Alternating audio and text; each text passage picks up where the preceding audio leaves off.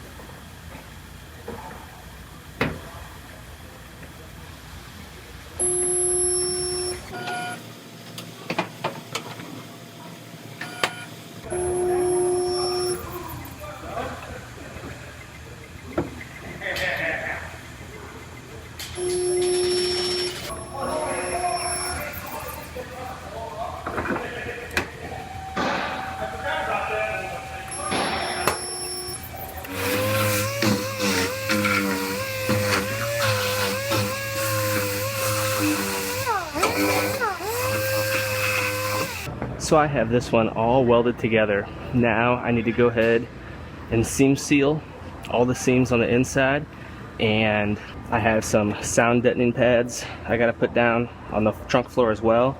and then it's gonna have to go up on the 2-post lift, and we're going to have to drop the suspension loose so I can make sure I can get to everything and seam seal everything underneath here and get the bottom finished as well.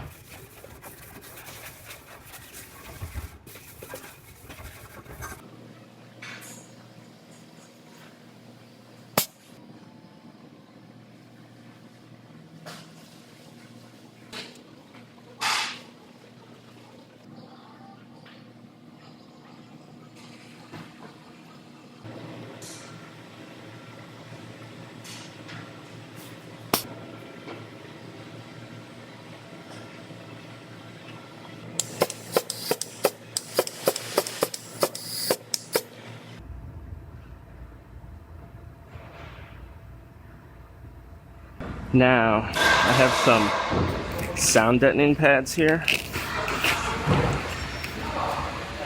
These are just universal sound deadening pads. I already cut to the right shape. Well, kinda. Forgot to cut that bottom corner out.